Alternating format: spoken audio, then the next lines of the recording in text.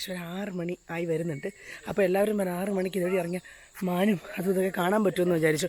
അപ്പോൾ എന്തായാലും പതുക്കെ ഇറങ്ങിയേക്കുക. അവിടെ ഒരു മാൻ നിൽപ്പുണ്ടേ, കാണിക്കാം. ഇവിടെ വന്ന പക്ഷെ മാനെ മാത്രമേ കണ്ടുള്ളൂ. ഞാൻ വരുന്നെന്ന് അറിഞ്ഞിട്ടായിരിക്കും ഉള്ളതെല്ലാം പോയത്. മാനെ മാത്രം കണ്ടു. ഇനിയും നമ്മൾ അടുത്തത് പോകാൻ പോകുന്നത് ട്രൈബൽസിൻ്റെ അടുത്തേക്ക് നമ്മൾ പോകണം. അതിന് മുന്നേ നമ്മൾ ചെറിയൊരു റോഡ് ട്രിപ്പ് പോവുകയാണ്. വേറൊന്നുമല്ല, വല്ലതും ആനയോ വല്ലതും കണ്ടാലോ എന്ന് വെച്ചിട്ട് പോവുകയാണ്. അപ്പോൾ ഇപ്പോൾ സമയം ഏകദേശം എനിക്ക് 6-7 മണി ആയിട്ടുണ്ടാവും അല്ലേ? എത്രയായി? 7 7:30 ആയിട്ടുണ്ട്. അപ്പോൾ നമുക്ക് ഇനി അതുവഴി ഒന്ന് പോയി നോക്കാം എല്ലാം കാണുമെന്ന്. ഇവിടെയാണ് ഞാൻ ഇന്നലെ രാത്രി വന്ന് സ്റ്റേ ചെയ്തത്. ഇന്നലെ വന്നപ്പോൾ മുഴുവൻ ഇരുട്ടായിരുന്നുകൊണ്ട് എനിക്ക് കാണിക്കാൻ പറ്റിയില്ല. രാവിലെ ഇവിടെ വന്നു കഴിഞ്ഞാലുള്ള ഗുണം, ഇവിടെ നിന്ന് നമുക്ക് രാത്രിയിൽ ഈ മൃഗങ്ങളൊക്കെ വരുന്നത് കാണാൻ പറ്റും. ഇന്നലെ മുഴുവൻ മാനുണ്ടായിരുന്നെന്ന് ഞാൻ പറഞ്ഞില്ല. അതേ നമ്മൾ നേരത്തെ കണ്ട ആ ഏരിയയിലും പിന്നെ ഈ ഏരിയയിലൊക്കെയാണ്. കണ്ടോ, ഓരോരോ എന്താ പറയുക, കോട്ടേജിനും ഓരോ പേരാണ്. ഇതിന് നൈറ്റിൻഗേറ്റ് എന്നാണ് ഇതിൻ്റെ പേര്.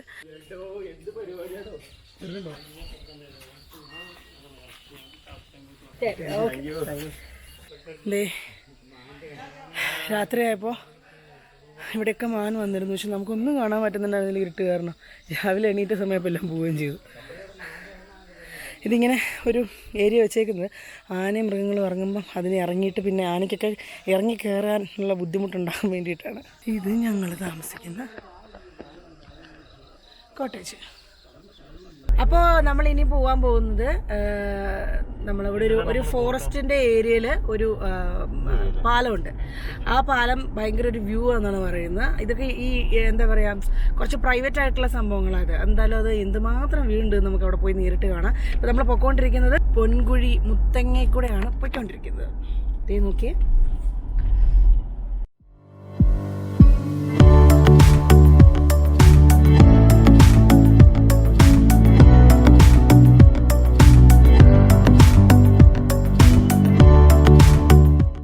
നമ്മളിപ്പോൾ ഞാൻ നേരത്തെ പറഞ്ഞില്ലേ, ഈ ഫോറസ്റ്റ് ഏരിയ ആണ്. ഇതിനകത്തേക്ക് നമ്മളിതേ ഫോറസ്റ്റ് ഓഫീസിൽ നിന്ന് പെർമിഷൻ എടുത്തു. ഇനി നമ്മൾ അകത്തേക്ക് പോവുക. അവിടെ ഏറുമാടങ്ങൾ കെട്ടി ഈ ട്രൈബൽസും അങ്ങനെയുള്ള കൃഷിക്കാരവരൊക്കെ, ട്രൈബൽസിൻ്റെ തന്നെ വിഭാഗത്തിലുള്ളവർ തന്നെ കൃഷിയുമായി ബന്ധപ്പെട്ട് താമസിക്കുന്നവരൊക്കെ ഉണ്ട്. ഇത് റെസ്ട്രിക്റ്റഡ് ഏരിയ ആണ്, നമുക്ക് പെർമിഷൻ എടുക്കാതെ പോകാൻ പറ്റില്ല. അല്ലെങ്കിൽ അവർ ഊരുമായി ബന്ധപ്പെട്ടുള്ള ആൾക്കാരാരെങ്കിലും നമ്മുടെ കൂടെ വേണം. അപ്പം നമ്മളൊരു പെർമിഷൻ എടുത്തു. ഈ പാലം കയറി ഇറങ്ങി കുറച്ചങ്ങ് അകത്തേക്ക് ഉള്ളിലേക്ക് പോകണം. പോയി നോക്കാം അല്ലേ എന്താണെന്ന്. ലൈഫിലെ ഫസ്റ്റ് എക്സ്പീരിയൻസ് എങ്ങനെയൊക്കെ, കാടിനോട് ചേർന്ന് കാടിൻ്റെ മണം അറിഞ്ഞ് ഒരു വ്ളോഗ്. ഈ പാലം കയറി ഇറങ്ങിയാൽ ട്രൈബൽസിൻ്റെ ഒരു ഏരിയ ആണ് കേട്ടോ.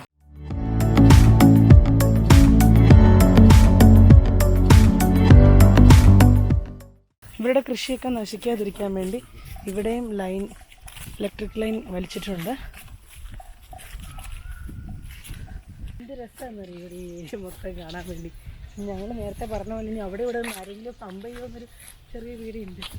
ആ ഏർമാടത്തിൽ നിന്നൊരു കൊച്ചു നോക്കുന്നുണ്ട് അവിടെ,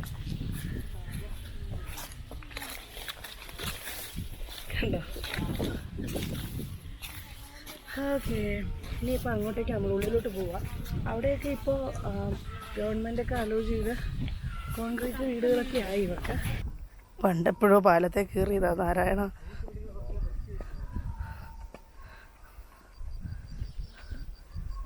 ഓക്കേ,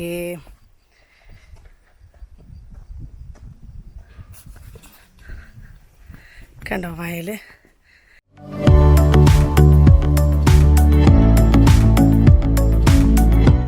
എന്തൊരു ഫീലാണെന്നറിയടോ നിൽക്കുമ്പോൾ. വലിയ അനക്കമില്ല, ബഹളമില്ല. ഇതിനങ്ങോട്ടേക്ക് മാറിക്കഴിഞ്ഞാൽ പക്ക ട്രൈബൽ ഏരിയ ആണ്. അപ്പോൾ അങ്ങോട്ടേക്ക് അവർ കടത്തി വിടുന്നില്ല എന്നാണ് പറയുന്നത്. ഒരു കാടിൻ്റെ ഫീലിൽ നിന്ന് ഇങ്ങനൊരു വീഡിയോ, അതൊരു ഭയങ്കര എക്സ്പീരിയൻസ് തന്നെയാണ് കേട്ടോ. ഫോറസ്റ്റ് ഡിപ്പാർട്ട്മെൻറ്റിൽ നിന്ന് പെർമിഷൻ എടുത്തെങ്കിൽ ഉള്ളിലേക്ക് പോകാൻ അവർ സമ്മതിക്കില്ല. നമ്മളിനി അടുത്ത സ്ഥലത്ത് പോകും, നമ്മളങ്ങനെ പതറില്ല. എന്ത് രസമല്ലേ ഇവിടെ ഇങ്ങനെ വന്നിരിക്കാൻ. ഇവിടെയുള്ള ആൾക്കാർ, കൃഷി ചെയ്യുന്ന ആൾക്കാർ, അവർ ഇവിടെ ഇരുന്നിട്ടാണ് അവരുടെ കുക്കിങ്. അതായത് ഈ കുറേ ദിവസങ്ങൾ ചിലപ്പോൾ അടുപ്പിച്ചുണ്ടാവുമല്ലോ. അപ്പോൾ അവർ വീട്ടിൽ പോകാതെ അത്രയും ദൂരത്തുനിന്ന് വരുന്നവരായിരിക്കും അവർ ഇവിടെ ഇരുന്നാണ് അവരുടെ ഫുഡ് കാര്യങ്ങളെല്ലാം ഇവിടെ തന്നെ പ്രിപ്പയർ ചെയ്യും. രാത്രിയാകുമ്പോഴത്തേക്കിനും ഇത് വെള്ളം നശിപ്പിക്കാൻ വേണ്ടി മൃഗങ്ങൾ ഇറങ്ങി വരുന്നത് അതിനെ ഓടിക്കാനും ഒക്കെ വേണ്ടിയിട്ട് റെസ്റ്റ് ചെയ്യുന്ന ഒരു ഇതാണ് ഒരു ഏരിയ ആണിത്. അത് നോക്കിയാൽ ഇതിൻ്റെ മേലെ നമ്മുടെ നാട്ടിലെ ഇത് ഉഴാൻ വേണ്ടിയിട്ട് ഉപയോഗിക്കുന്ന സാധനം. പക്ഷെ അവർ ഇതുകൊണ്ട് തന്നെ ഉണ്ടാക്കിയേക്കാണ്. നമ്മുടെ നാട്ടിൽ ഇരുമ്പിൻ്റെയാണ് ഇതുള്ളത്, അവരത് തടി കൊണ്ട് തന്നെ ഉണ്ടാക്കിയേക്കുന്നത്. അങ്ങനെ കുറേ ഐറ്റംസൊക്കെ ഇതിൻ്റെ മേലെയൊക്കെ അവർ വെച്ചിട്ടുണ്ട്. എന്തായാലും കൊള്ളാം, നല്ല രസം എന്ന് വെച്ചാൽ നല്ല കാറ്റും വേറൊരു ഫീലാണ് കേട്ടോ. ആക്ച്വലി സ്പീക്കിംഗ് ഭയങ്കര ഫീലാണ്. നല്ല കാറ്റൊക്കെ ഭയങ്കര വൈബ്. ഇനി നമ്മൾ അകത്തേക്ക് പോകുന്നുണ്ട്, അങ്ങോട്ടേക്ക് പോകുന്നുണ്ട്. എവിടെ വരെ ചെല്ലാൻ പറ്റുമെന്ന് അറിയില്ല. ചിലപ്പം നമ്മളെ കേട്ടും ചിലപ്പം കേട്ടത്തില്ല. അത് ഈ കോവിഡിൻ്റെ സീൻ ഉള്ളതുകൊണ്ട് തന്നെ ഭയങ്കര റെസ്ട്രിക്ഷനാണ്. കാരണം ഇവരെ ഭയങ്കരമായിട്ട് കുറേ കൂടെ ഇവരെ വളരെ ടേക്ക് കെയർ ചെയ്യുന്നുണ്ട്. അപ്പോൾ അതുകൊണ്ട് അവരെ നമ്മൾ വിസിറ്റ് ചെയ്യാൻ പാടില്ല എന്നൊക്കെ പറയുന്ന കേട്ടു. എന്താവുമെന്ന് അറിയില്ല. ഇതുപോലെയുള്ള നാടകങ്ങളൊക്കെ അങ്ങനെ നോക്കുക. അതുപോലെ മൊത്തമുണ്ട്. കാരണം ഇവർക്ക് ഒന്നാമത്തേത് ഈ മൃഗങ്ങളൊക്കെ വരുമ്പോഴത്തേക്ക് അതിന് ഓടിച്ചുവിടണ്ടേ. നമ്മൾ പല സ്ഥലങ്ങളിലും കണ്ടിട്ടുണ്ടാകും. മേലെ വരെ കയറണം എന്നുണ്ട്. കയറിയിട്ട് പിന്നെ ഇറക്കാൻ പിന്നെ ഫയർഫോഴ്സിനെ വിളിക്കേണ്ടി വരും. അതുകൊണ്ട് ഞാൻ മേലെ കയറുന്നില്ല കേട്ടോ. ഇറങ്ങുക.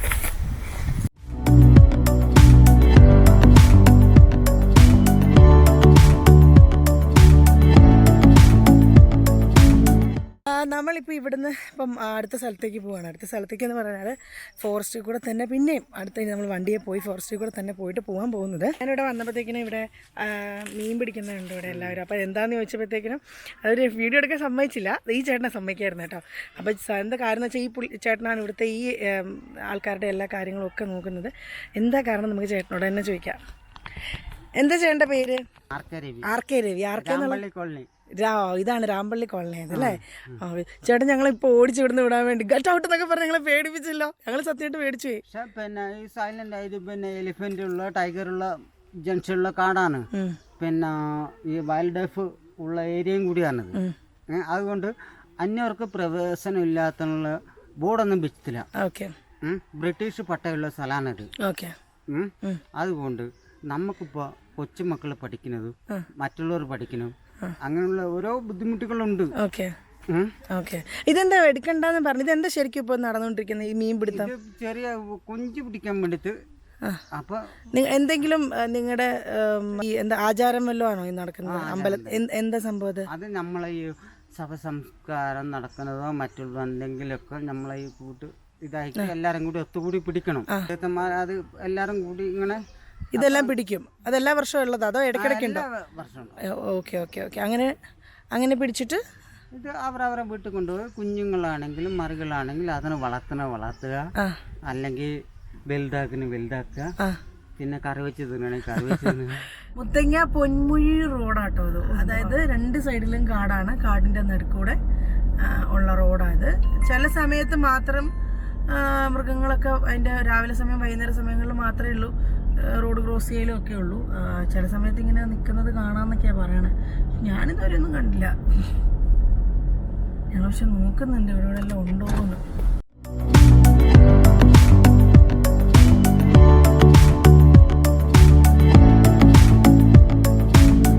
മയില് മയില് മയില് മയില് മയില് മയില് മയില് മയിലിവിടെ ഉണ്ട്.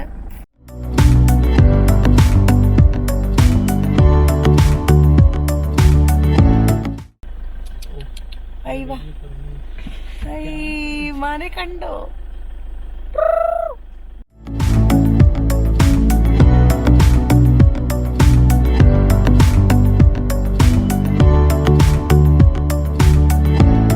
നമ്മൾ ഇപ്പം നിൽക്കുന്നത് കേരളത്തിലാണ്. പക്ഷെ അത് ഈ പാലം കഴിഞ്ഞോടുകൂടി നമ്മൾ കർണാടകത്തിലേക്ക് എത്തിയിരിക്കുന്നു.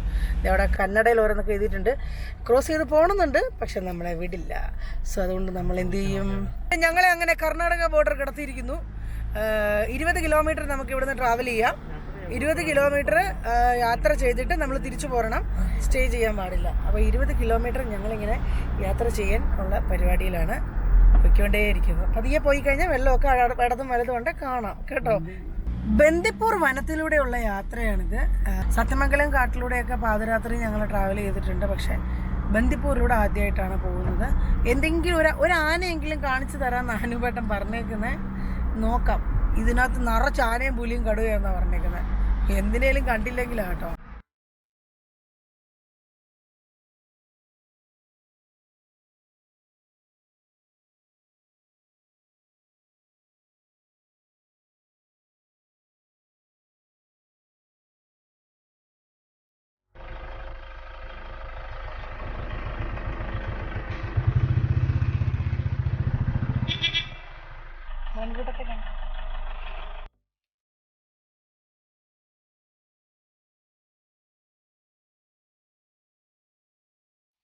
ഞങ്ങളിങ്ങനെ നടന്നു വന്ന സമയത്ത് അവിടെ മയിലിനെയും നിറച്ച് മാനിനെയൊക്കെ കണ്ടു. അപ്പോൾ അന്നിങ്ങനെ തപ്പി വന്നപ്പോഴത്തേക്കിനും ഒരു സംഭവം കാണിച്ചു തരാവേ.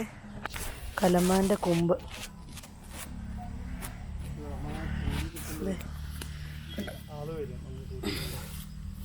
ഓ എന്നാ വെയിറ്റ് അതിന്.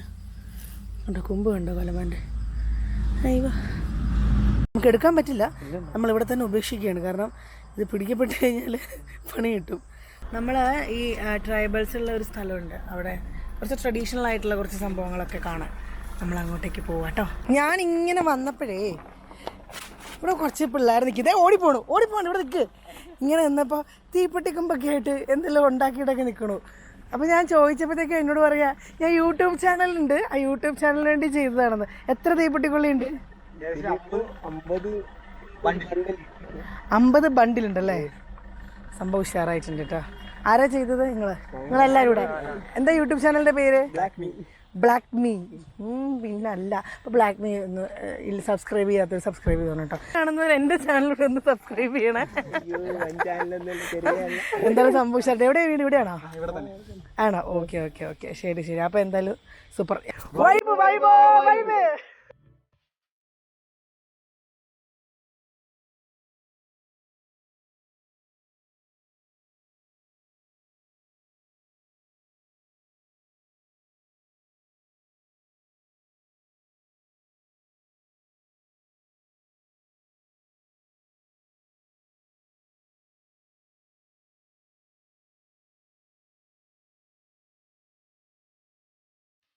നമ്മുടെ വയനാട്ടിൽ മുത്തങ്ങയിൽ പണിയര് എന്ന് പറഞ്ഞൊരു വിഭാഗമുണ്ട്.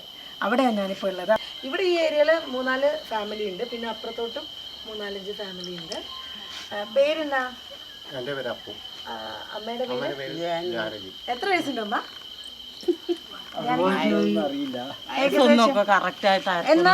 എന്നാലും 60 വയസ്സിനൊക്കെ മുകളിലുണ്ടാവും. അച്ഛനോ? അച്ഛന് 10-70 വയസ്സുണ്ട്. ഏറ്റവും ഇവിടുത്തെ ചെറിയ കുട്ടികൾ എത്ര വയസ്സ് മുതലുണ്ട്? ഇതാണോ ഏറ്റവും ചെറിയ ആള്? എന്താ പേര്? ശ്രീവിദ്യ. നല്ല പേരാണല്ലോ. ശ്രീവിദ്യ പഠിക്കുന്നുണ്ടോ? ഇപ്പൊ ഇത് പ്രശ്നങ്ങളൊക്കെ ഉള്ളതുകൊണ്ട് ഇവിടെ അടുത്ത് അങ്ങനെ ഇപ്പൊ പറ്റാത്തോണ്ട് അല്ലല്ല വിടുന്നില്ല. അമ്മ ഈ വെച്ചിരിക്കുന്നത് എന്താ ശരിക്കും? നമ്മളെ കൈതല്ലേ അതിനെ കൊണ്ടുവന്നിട്ട് ഈ നമ്മള് കത്തിക്കുന്ന പെണ്ണ് ചൂടുള്ള പെണ്ണ്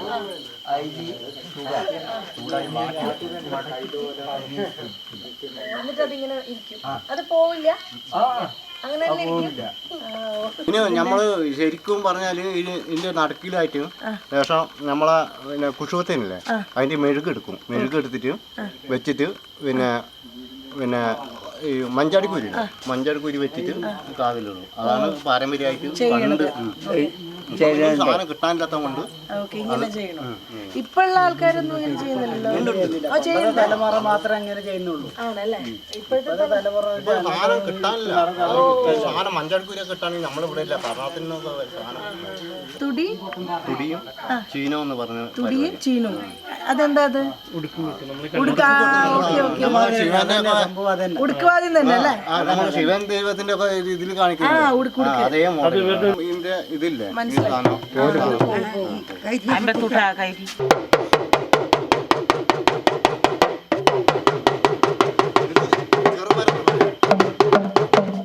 ഇത് ചെറുമരം. അത്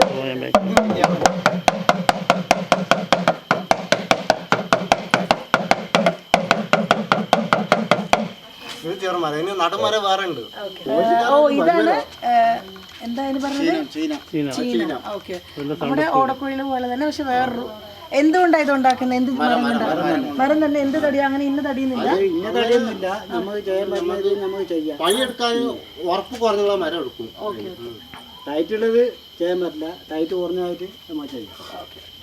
ഇത് നമ്മളെ തേങ്ങേന്റെ ചിരട്ടി. ചിരട്ട കൊണ്ടാണത്. അതല്ലേ.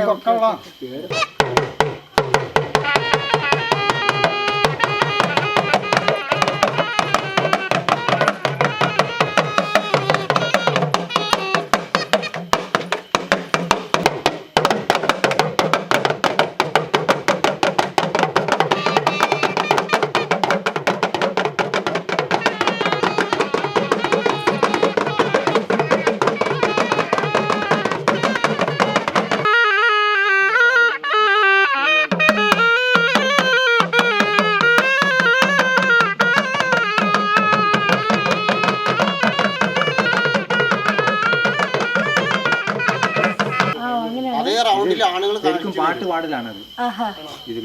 ഇതില് പാട്ട് പാടി പെണ്ണുങ്ങൾ വേറെ കളിക്കാൻ പോകും. സ്ത്രീകളും പുരുഷന്മാരുണ്ടാവും. സെപ്പറേറ്റ്.